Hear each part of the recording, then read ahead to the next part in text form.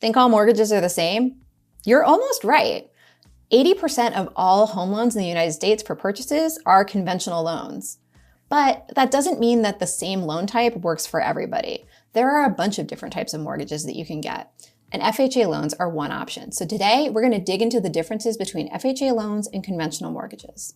When you look at general information about getting a home loan, or if you look at interest rates, usually what you're seeing is information and rates that are relevant to conventional loans. They're so common, they're so sort of taken for granted that especially if you're approaching a lender, they're probably going to offer you conventional loans unless you actually specify that you're looking for something else. That said, conventional loans have some of the strictest lending standards for conforming loans. So not everyone is going to be able to get them. And that's kind of where FHA loans come in. These are home loans that are backed by the Federal Housing Administration. And the idea behind them was to make homeownership accessible to more people. The FHA requires a minimum credit score of just 500 to get an FHA loan. But bear in mind, that's the standard the FHA sets. Lenders can actually create their own minimum credit scores. So in reality, getting an FHA loan when your credit score is 500 is pretty difficult. But in general, FHA loans will still take a lower credit score than conventional loans. They will also allow for you to have a higher debt to income ratio. With an FHA loan, in theory, your debt to income ratio can be as high as 50%, although that's assuming that your credit score is at least 580. Your minimum down payment with an FHA loan is also going to vary depending on your credit score. And again, this is based on what the FHA sets. Lenders shouldn't be able to change the terms of the down payments, but you never know what you'll find out there. In any event, here's what the FHA says. If your credit score is between 500 and 579, you need to make a down payment that's at least 10% on an FHA loan. But if your credit score is at least 580 or higher, your down payment can be as low as 3.5%, which is pretty good, again, considering the higher DTI option. The biggest caveat of FHA loans is that they come with a lot of mortgage insurance, and that's because the FHA is insuring these loans. So in order for lenders to be willing to take on borrowers who they might consider riskier because they have a lower credit score or because they have low debt, the FHA is saying, well, worst case scenario, if something happens, we've got your back, we'll bail you out. You don't have to worry about it. But it actually means that as an FHA borrower, you're going to be paying insurance so that you can, bail them out in the worst case.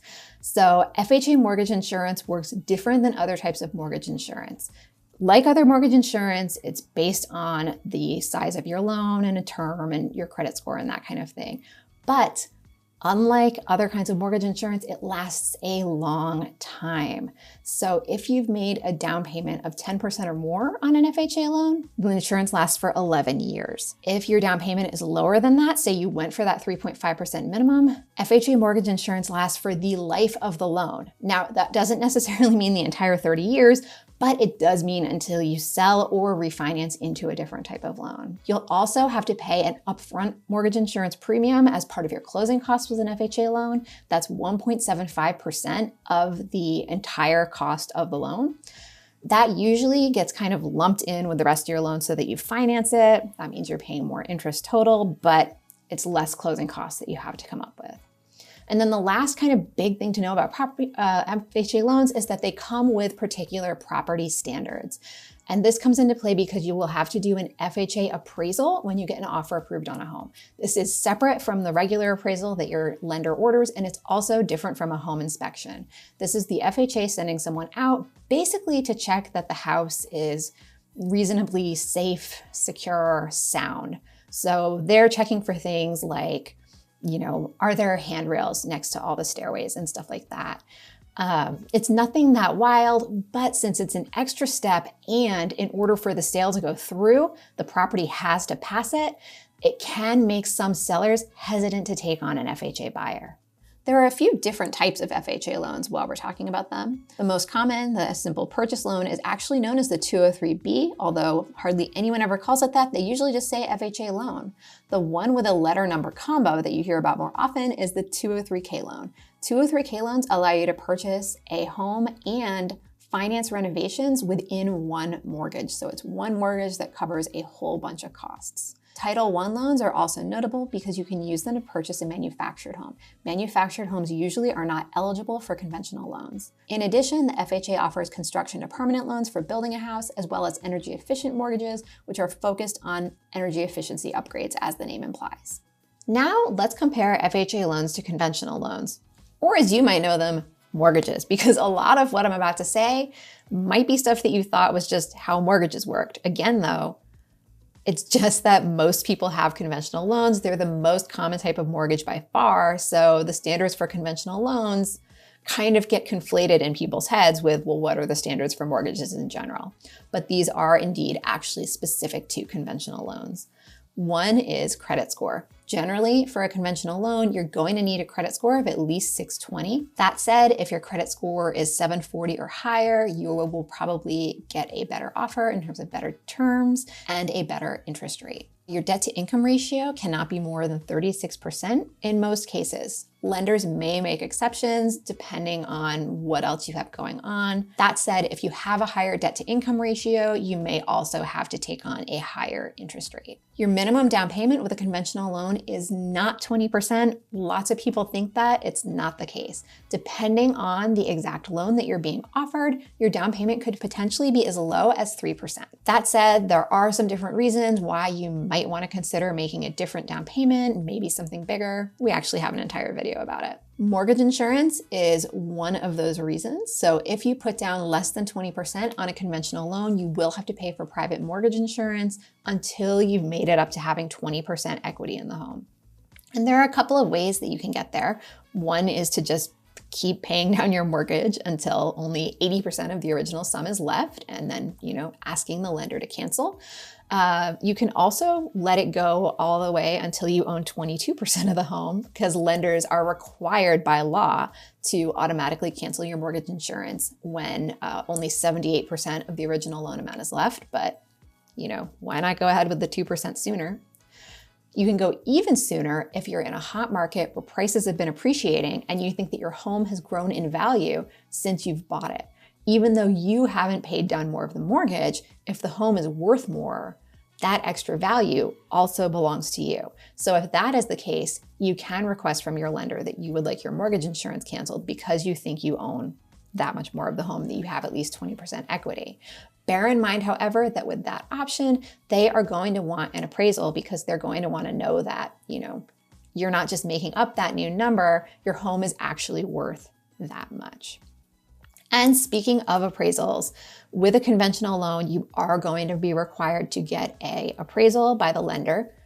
The FHA loan will also require that as well. But again, this is separate from that FHA appraisal. That's just making sure that the home is safe, sound, secure, all of that.